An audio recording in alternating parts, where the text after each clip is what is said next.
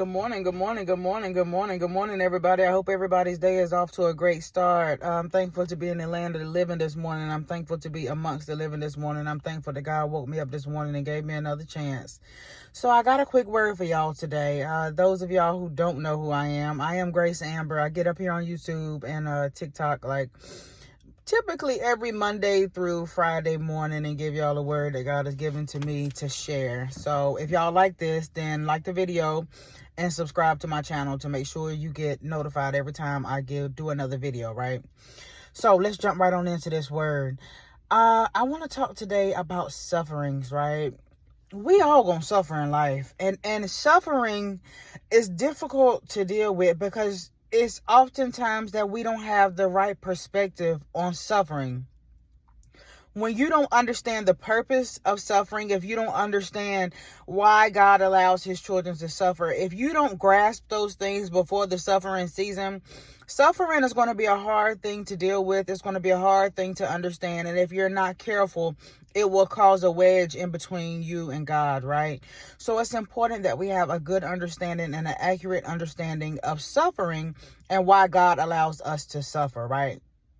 Turn with me in your Bibles to Romans, the 5th chapter, and I'm going to read the 3rd verse. And it reads, "Not only so, but we also rejoice in our sufferings because we know that suffering produces perseverance, perseverance, character, and character, hope," right? Why does God allow us to suffer? God allows us to suffer because suffering is part of the process. There's this saying that we love to say is trust the process. What is the process? The process is what it takes to get you to what God wants you to be. The process is whatever it takes to get to the place that God wants you to be. Suffering in the process is whatever it takes to get you aligned with God, with God's will for your life. Whatever that might be, that is the process that we must trust. And what does the process consist of? The process starts off with suffering. Why does God allow us to suffer? Because suffering produces perseverance. All right. When you have suffered for a while, right? When you go for a while of being broke, when you go for a while of having lack, when you go for a while of being demoted, when you go through a season of not having enough, and you go through a season of heartbreak, and you go through a season of grief, when you go through these seasons of suffering, what does it produce? It produces perseverance, right?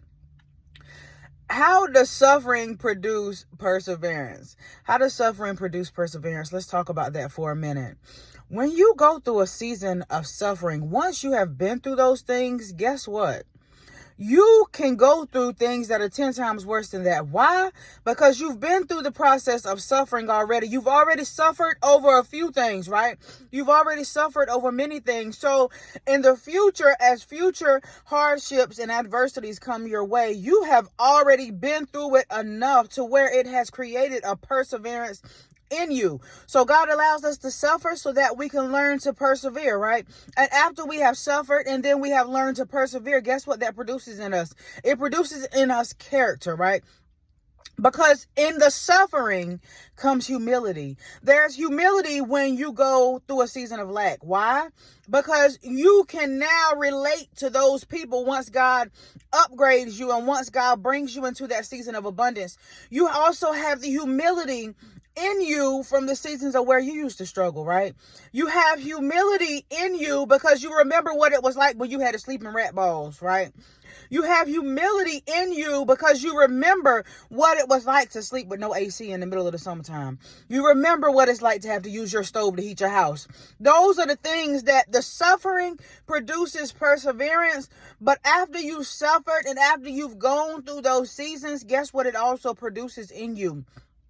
It produces a humility that brings about the character that makes God pleased with his children, right? And after you have suffered and it brings about perseverance, after you have suffered and you have perseverance and it also has developed your character, guess what's next? It gives you hope. How does suffering inevitably lead to hope? Because you can look back over what God has already brought you out of, right? You can look back at where God has brought you from, and surely you can say to yourself that if God brought me through that, if God brought me out of rat balls, if God brought me out of roach infestations, if God brought me out of homes that had no AC and no heat and no running water, if God brought me out of those situations and brought me to this place today, surely He can continue to bring me out of anything that might come my way. That is why God allows us to suffer.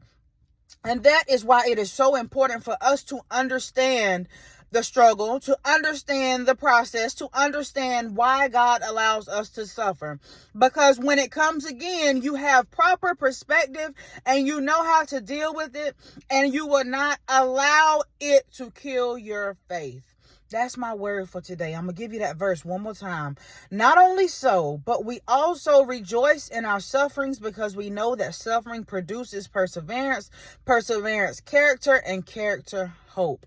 I love y'all. I'm Grace Amber. I'll be right back on tomorrow.